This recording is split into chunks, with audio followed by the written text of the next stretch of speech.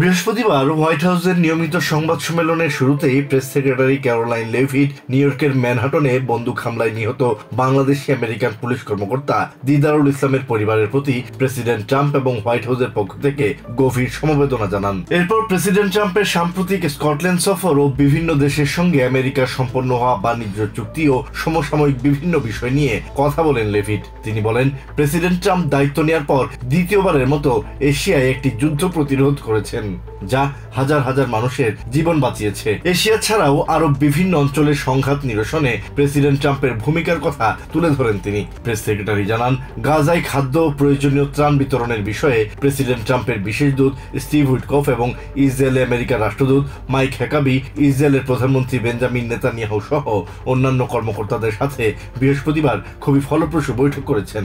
শুক্রবার তারা গাজা সফরে যাবেন। কানাডা, ব্রিটেন সহ আমেরিকার কিছু মিত্রদেশ প্যালেস্টাইনকে রাষ্ট্র হিসেবে স্বীকৃতি দেওয়ার সিদ্ধান্তের বিষয়ে প্রেসিডেন্ট ট্রাম্পের অবস্থান কি জানতে চাওয়া হয় লেভিটের কাছে। হামাসের হাতে আটক জিম্মিদের মুক্তি নিয়ে প্রেসিডেন্ট ট্রাম্প গভীরভাবে উদ্বিগ্ন বলেও জানান তিনি। ট্রাম্প মনে করেন, গাজার মানবিক সংকট দূর করার সবচেয়ে দ্রুততম উপায় হলো হামাসের আত্মসমর্পণ এবং জিম্মিদের মুক্তি।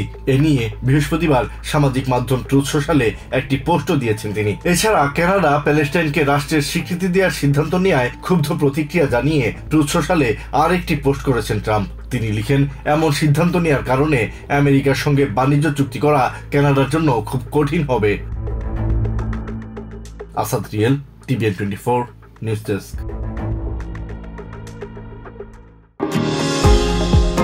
নিউ ইয়র্ক থেকে সম্প্রচারিত টিভিএন 24 টেলিভিশন বিশ্বজুড়ে বাঙালির কণ্ঠস্বর।